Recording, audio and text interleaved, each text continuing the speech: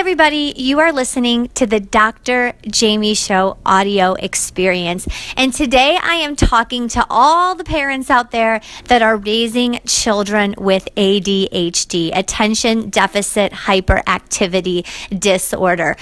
So this can be a real challenge for both parents and children, but in addition, it can be challenging for teachers too. So teachers that are listening up, there are some tips that you could probably take from this as well. But today I really want to talk to the parents of children with ADHD, and I want to share with you about 5 tips regarding what these children can benefit from in the home to make the home environment much better for both you and the child.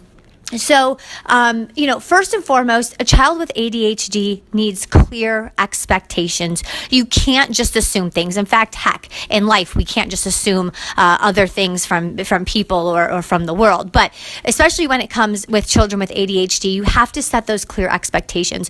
So it would really be in your best interest if you had some type of chart up that said maybe 5, definitely not to exceed 8. That's way too many rules. That a child should not violate. So maybe there's a hitting rule, maybe there's a spitting rule if your child is a spitter, maybe they throw things, maybe they scream, maybe they run away. But these are the non-negotiables. These are the things that a child should absolutely not do, that you are not going to tolerate. So if they go and scream in a pillow, that shouldn't be a non-negotiable. That's okay to go scream in a pillow. If not putting their shoes at the door when they walk in, that shouldn't be a non-negotiable. Non-negotiables are hardcore things that a child can do wrong that can pose a safety issue for them, a danger issue for them, or another person, maybe hitting a sibling. So those are the non-negotiables. Typically, I would do 3 to 5. Some people say 5 to 8. I absolutely would not exceed 8. Too many rules on a child. They can't handle it. They will shut down. We've got to start small and grow. So first and foremost, setting those clear expectations. Really going ahead and picking your battles, right? Shoes at the door, we want them there, but it's not the end of the world. Let's not pick that battle, but we don't want the child running away. Okay, great. So now we have these, let's say 5 non-negotiables that are hung up where everyone can see them in the family. Then the child needs consequences and rewards. Mom and dad, you have to stick to them.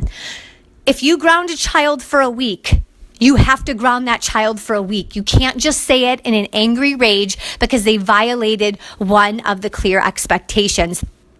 If you ground them for a week, you ground them for a week. If you ground them for a week and you ground them for 2 hours, you have lost credibility as a parent and you will not be taken seriously, not only by the child with the ADHD, but by any other child in the house. They know what they can get away with. They know how far they can push you and you're not going to stick to it.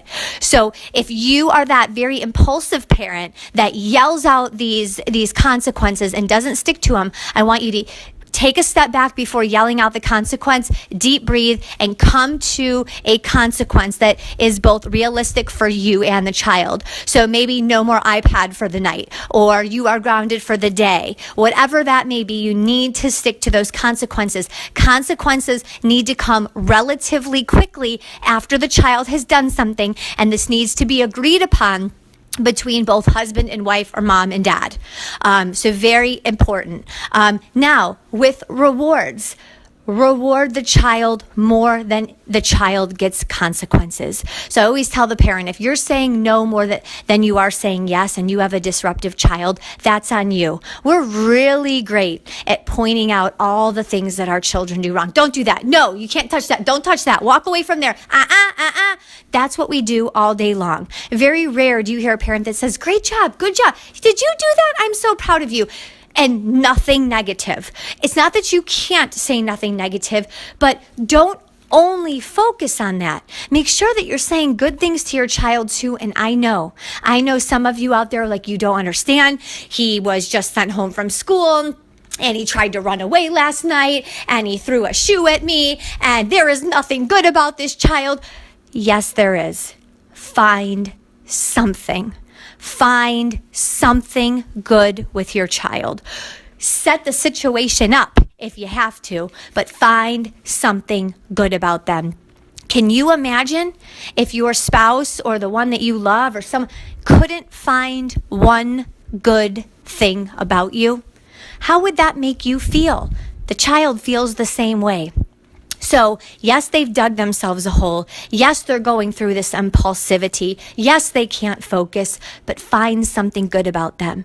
And then when they do something right, or maybe they have gone a week without running away and they haven't done that ever, or maybe they've never gone a week without spitting or hitting and now they did it, or maybe they don't even go a day without hitting and they just went their first day without hitting anyone. Reward them. It doesn't mean you're buying them a car. You don't have to give them chocolate at midnight, but you can hug them. You can tell them you're proud of them. And then you can give bigger rewards later on for other things down the road. So, and those rewards need to come relatively quickly, just like the consequences do. After the good behavior, you need to reward right away. So we're setting clear expectations. We're being consistent with rewards and consequences. Now you have to have a structure too. So if every single morning is different for you, that's hard enough on you, right?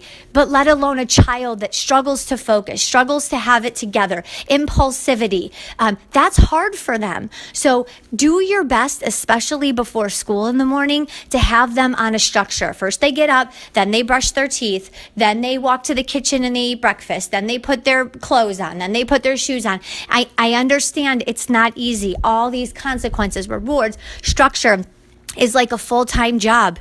And you're right, it is.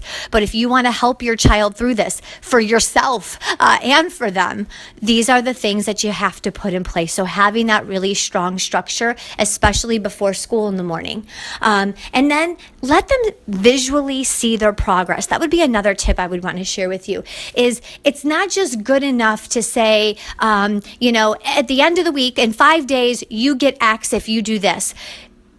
Let the child's brain, just like we like to see things checked off our list and our calendar, it does something to the brain, right? Whatever it is, it works. Our brain likes to see us closing the gap from the start to the finish. It gives us more momentum, more motivation, more inspiration to keep going. We're getting closer. Let your child feel that. So put something on the fridge, put something in their room where they can physically see it all the time, where they're getting closer to that 5-day goal or to that month goal. And if you are the parent that has those month goals, it's very hard for a child to wait a full month for anything. So if you can give them shorter term goals, like 5-day goals or 3-day goals or sometimes even daily goals. And then the bigger reward comes at the month. I would do that. Never just only a month goal. It's very hard for anyone to achieve something and wait a month, especially if you're younger. All right, so now they visually see their progress. My last goal I want to share with you is allow them to have stress outlets. Sometimes children with ADHD, it's not just about the focus, but they do have that impulsivity. Sometimes they have that rage. Sometimes they have anxiety within them. Let them get it out. You cannot take a child with ADHD who has been in school all day and did everything they could to do good for you and to not get a check and to not have the principal call you, and they've done good all day, and now you tell them to come home and shh, no talking, mommy's on the phone, shh, no talking, daddy's on the phone, go on your iPad, and stuff them into a corner. Children in general, especially a child with ADHD, allow them outlets. Let them get outside, even if they don't want to, even if they want to be on their iPad. Get them outside. Have them running, have them biking, have them playing.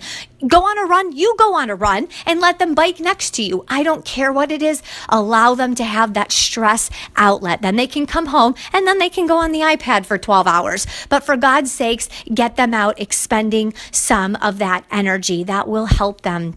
So, so these are my tips for parents who have children with ADHD. I hope you can at least pull one tip, but I promise you, if you take all 5 of these and you really stick to them and you really implement them, you will see changes in your family for the benefit of everybody. So, you are listening to the Dr. Jaime Show audio experience. Do me a favor, go to YouTube and go to iTunes, and please subscribe to my channel. Every follow helps. Thank you so much. Have a great day. I'll be back soon.